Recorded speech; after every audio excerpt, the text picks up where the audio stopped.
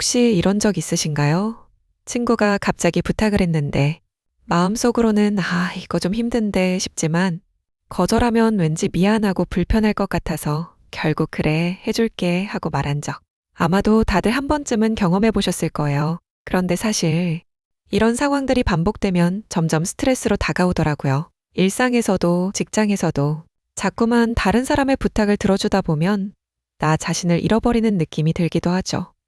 왜냐하면 부탁을 들어주는 게 상대방에게 좋은 인상을 주고 싶어서 하는 것일 때가 많거든요. 그런데 그게 항상 긍정적인 결과로 이어지는 건 아니에요. 그럼 오늘 우리가 다뤄볼 주제는 뭘까요? 바로 거절하는 법이에요. 거절한다고 해서 나쁜 사람이 되는 건 아니거든요. 오히려 때때로 거절하는 게 더 매력적으로 보일 수 있어요. 왜 그럴까요? 궁금하시죠? 오늘 그 비밀을 알려드리겠습니다. 근데 찾아보니까 이 주제와 관련된 흥미로운 연구가 있어요. 캘리포니아 대학교의 마네사 본스 교수님이 2016년에 진행한 실험인데요. 사람들이 거절할 때 느끼는 불편함이 얼마나 과장되어 있는지를 보여줍니다. 실험 참가자들은 낯선 사람들에게 소소한 부탁을 해야 했는데 처음에는 모두 거절당할 거라고 걱정했죠. 하지만 결과는 놀라웠어요. 대부분의 사람들이 예상보다 훨씬 더 쉽게 부탁을 들어줬습니다. 이 실험은 우리가 거절에 대해 가지고 있는 두려움이 실제 상황에서는 그렇게 큰 문제가 아니라는 걸 알려줘요. 생각해보면 거절은 단순히 자신의 선을 지키는 행동일 뿐이에요. 그리고 여러분도 아시다시피 모든 관계에 있어서 개인의 경계를 이해하고 존중하는 것이 진짜 매력적인 부분이죠.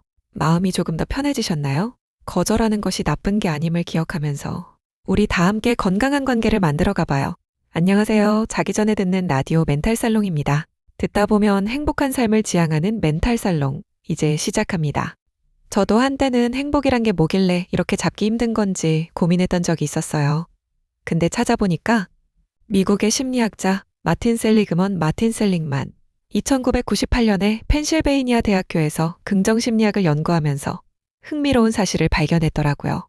그는 행복이 단순히 긍정적인 감정에서 오는 게 아니라 자신의 삶에 의미를 부여하고 목표를 향해 나아가는 과정에서 오는 것이라고 했어요. 연구에 따르면 사람들은 자신의 강점을 알고 이를 활용할 때 가장 큰 행복을 느낀다고 합니다. 예를 들어 매일 감사일기를 쓰거나 작은 목표를 세우고 성취하는 것이 큰 의미를 가져다 줄 수 있다는 거죠. 여러분도 혹시 지금 행복이 멀게만 느껴진다면 나의 강점이 무엇인지 한번 생각해 보세요. 그걸 활용하는 작은 일부터 시작해 보는 건 어떨까요? 여러분의 행복을 찾아가는 여정 멘탈 살롱이 함께 할게요. 자, 그럼 첫 번째로 자기 존중감에 대한 이야기를 해볼게요. 메릴랜드 대학의 로젠버그가 제시한 이론이죠. 이 자기 존중감은 자기 자신을 얼마나 긍정적으로 평가하느냐에 관한 것인데요.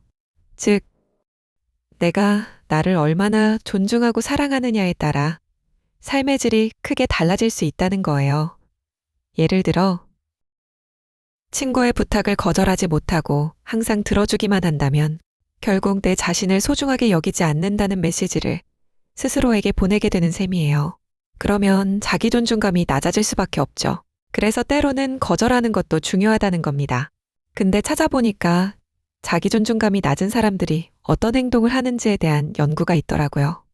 2003년에 스탠포드 대학의 마크 리어리 박사가 진행한 실험에서 자기 존중감이 낮은 사람들이 타인의 의견에 더 크게 영향을 받는 경향이 있다는 결과가 나왔어요. 실험 참가자들에게 가상의 사회적 상황을 주고 그들의 반응을 관찰했는데요.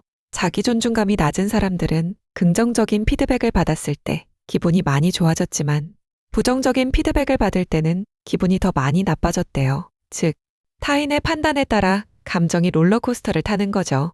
이건 마치 놀이공원에서 안전벨트를 매지 않고 롤러코스터를 타는 것과 같아요. 여러분도 이런 경험 있지 않나요? 누군가의 한마디에 하루 종일 기분이 오락가락했던 적 말이에요. 그래서 자신의 목소리에 귀 기울이고 스스로를 존중하는 연습이 필요해요. 결국 자기 존중감은 우리 내면의 안전벨트 같은 존재니까요. 이런 상황을 한번 생각해 보세요. 친구가 자꾸 부탁을 하면서 나에게 의존하려고 한다면 그 관계는 건강하지 않을 수 있어요. 그리고 내가 항상 네라고 대답하면서 나의 시간과 에너지를 희생한다면 그 끝은 언제나 불행으로 이어지더라고요. 그러니 스스로를 존중하는 마음을 가지고 있을 때 필요한 순간에 아니오라고 말하는 용기가 생기는 거죠. 그리고 그게 바로 자기 존중감의 시작입니다. 이게 참 쉽지 않지만 연습하다 보면 점점 나아질 수 있어요. 계속해서 함께 알아가 봅시다. 근데 찾아보니까 이런 아니오라고 말하는 용기의 중요성을 연구한 심리학자들이 꽤 많더라고요. 예를 들어 2014년에 컬럼비아 대학교의 에리카 슬래터 교수와 그녀의 팀이 진행한 연구가 있었어요. 이 연구에서는 사람들이 아니오라고 말할 때의 심리적 부담감과 그로 인한 스트레스를 조사했는데요. 흥미롭게도 연구 결과에서는 아니오라고 말하는 것이 단기적으로는 스트레스를 증가시킬 수 있지만 장기적으로는 자아 존중감과 개인의 전반적인 행복감에 긍정적인 영향을 미친다는 사실이 밝혀졌어요. 이게 무슨 말이냐면 처음에는 거절하는 것이 불안하고 어려울 수 있지만 시간이 지나면서 자신에게 충실해지는 경험이 더 큰 만족감을 준다는 거죠. 그러니 처음에 조금 불편하더라도 그 경험을 통해 얻는 이익이 더 크다는 걸 잊지 말아야 해요. 여러분도 한번 천천히 시도해 보세요. 모든 게 연습을 통해 가능해진다는 걸 우리 모두 알잖아요. 이제 희소성의 법칙에 대해 이야기해 볼게요. 애리조나 주립대학의 치알디니 교수님이 제시한 이론이죠. 희소성의 법칙은 우리가 어떤 것을 쉽게 얻을 수 없을 때 그 가치를 더 높게 평가하는 경향이 있다는 거예요. 이 이론은 1975년에 발표되었고 여러 실험을 통해 검증되었어요. 예를 들어 한 연구에서는 동일한 제품이라도 한정 수량이라고 광고했을 때 판매량이 30% 이상 증가하는 결과가 나타났어요. 근데 찾아보니까 이 희소성의 법칙을 뒷받침하는 연구가 또 있어요. 2008년에 캘리포니아 대학의 스티븐 워싱턴 교수님이 진행한 실험인데 이 연구에서는 학생들에게 두 가지 종류의 초콜릿을 제공했어요. 하나는 풍부하게 제공되고 다른 하나는 제한된 양만 제공되었죠. 결과는 예상대로였어요. 제한된 양의 초콜릿이 더 맛있고 가치 있다고 평가된 거예요. 희소성의 마법이죠, 그쵸? 이런 실험들이 정말 흥미로운 건 우리의 일상적인 선택에도 희소성의 법칙이 얼마나 강력하게 작용하는지를 보여주기 때문이에요. 여러분도 혹시 이런 경험 해본 적 있나요? 이렇게 심리학을 통해 우리의 행동을 이해할 수 있으면 좀 더 나은 선택을 할 수도 있겠죠. 여러분, 혹시 이런 경험 있으신가요? 예를 들어 온라인 쇼핑을 하다가 재고 소진 인방 문구를 보고 급하게 결제한 적 있지 않나요? 이처럼 우리 마음속 깊은 곳에는 희소한 것에 대한 욕구가 자리 잡고 있어요. 그래서 모든 부탁을 들어주는 예스맨이 오히려 매력이 떨어질 수 있다는 거죠. 우리의 시간과 에너지는 한정되어 있잖아요. 그러니 가끔은 아니오라고 말하는 것이 우리의 가치를 높일 수 있는 방법이 됩니다. 업무 제안을 예로 들어볼게요. 상사가 추가 업무를 제안했을 때 거절하는 것이 쉽지 않죠. 하지만 항상 네라고 대답하면 나의 전문성이나 한계가 무시될 수 있어요. 적당한 거절은 오히려 자신의 전문성을 존중하고 미래에 더 중요한 기회를 잡을 수 있는 발판이 될 수 있어요. 이처럼 희소성의 법칙은 우리 삶의 다양한 상황에서 적용될 수 있어요. 혹시 지금 이 이야기가 마음에 와닿으시나요? 그렇다면 좋아요 한번 눌러주세요. 여러분의 공감이 더 좋은 이야기를 만드는 힘이 됩니다. 그럼 이제 구체적으로 어떻게 거절하면 좋을지 알아볼까요? 여기서 중요한 심리학 이론이 하나 있어요. 바로 반두라의 자기 효능감 이론이죠. 반두라는 1977년에 스탠포드 대학에서 자기 효능감이란 개념을 연구했어요. 쉽게 말하면 내가 어떤 일을 할 수 있다는 믿음이죠. 이 믿음이 있으면 더 자신감 있게 행동할 수 있거든요. 반두라는 사람들이 자신감을 가질 때 더 능동적으로 문제를 해결하고 목표를 달성할 수 있다고 했어요. 자, 그럼 어떻게 거절할 수 있을까요? 쿠션 화법이란 게 있어요. 거절을 부드럽고 자연스럽게 전달하는 방식이죠.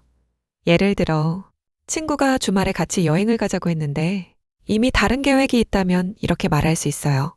너랑 여행 가고 싶지만 이번 주말은 다른 약속이 있어서 아쉽다. 다음에 같이 가자. 이런 식으로 쿠션을 깔아주면 상대방도 덜 상처받고 관계도 유지할 수 있죠. 또 대안 제시형 거절도 있어요. 직장에서 동료가 도움을 요청했을 때 이번에는 시간이 부족해서 힘들지만 다음 주에 도와줄 수 있어 라고 대안을 제시하면 거절의 부담이 줄어들어요. 이런 방식은 상대방에게도 긍정적인 인상을 남길 수 있답니다. 혹시 이런 경험 있으신가요? 거절하기 어려웠던 순간들, 혹은 잘 거절해서 좋은 결과를 얻었던 경험들요. 댓글로 여러분의 이야기를 들려주세요. 지금 이 순간 조용히 듣고 계신 분들께 부탁드립니다. 아직 구독을 안 하셨다면 구독과 알림 설정 한 번만 눌러주세요. 매일 밤 여러분의 마음을 어루만져 드리겠습니다. 거절은 좀 복잡한 퍼즐과 같아요. 처음에는 어떻게 맞춰야 할지 모르지만 하나씩 맞춰가다 보면 전체 그림이 보이죠. 우리도 거절을 연습하면서 점점 더 능숙해질 수 있어요. 거절은 단순히 안 돼라고 말하는 게 아니라 나와 상대방 모두를 배려하는 기술이거든요. 이 기술을 익히면 더 건강한 관계를 맺을 수 있어요. 거절을 하고 나면 마음 한구석이 찝찝할 때가 많잖아요. 내가 너무 차갑게 말했나? 아니면 상대가 어떻게 생각할까? 같은 생각들로 머리가 복잡해질 때가 있죠.